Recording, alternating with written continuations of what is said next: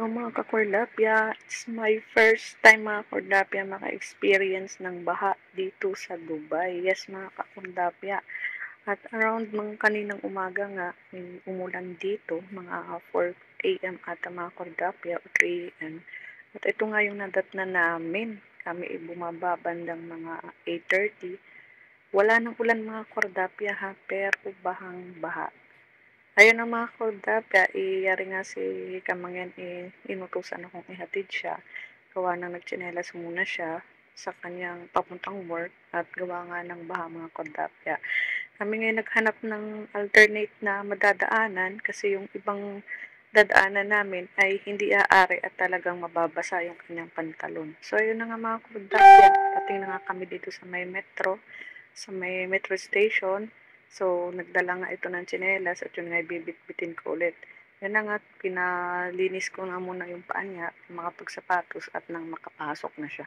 So, yun nga mga kundapya, bumalik na nga ako. Pauwi na nga ako ng aming tinitirang bahay at ito nga yung talagang nadatnan ko pa sa ibang area habang ako'y pauwi. Nandito ako mga kundapya sa may overpass.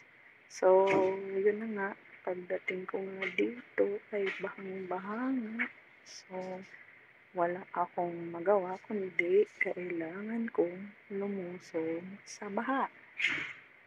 At ayun na nga mga kordapya. So, hinanda ko ng aking mga grosong mga paa sa lusong sa baha mga kordapya. It's my first time mga kordapya ma-experience ng baha. Akala ko sa Pinas lang may baha. Dito din pala ay nabaha din. Siguro nga mga kordapya dahil nga kulang sila sa drainage dito mga kordapya. Kaya kahit saglit lang yung ulan ay nabaha na agad.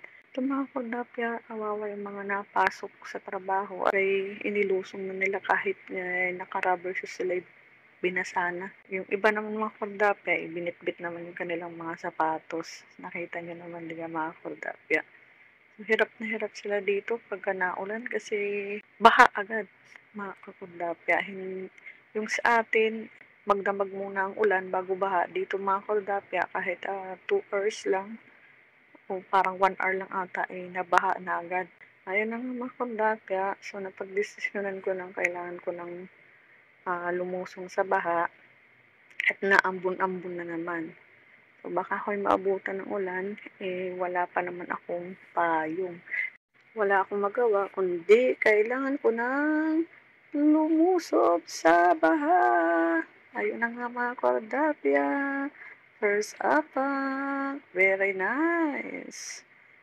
Malamig-lamig ang tubig mga kordapya. Hindi naman siya masyadong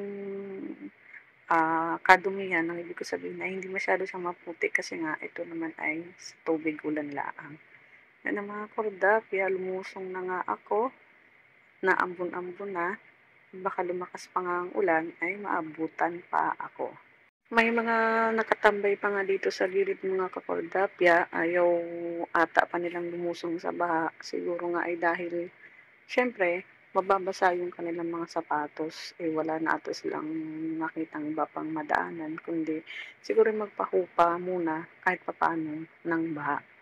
So, ang nangyari nga mga kordapya, marami ang late at absent sa trabaho. Kita niyo mga kakordapya ay harap ng aming tinitirang bahay.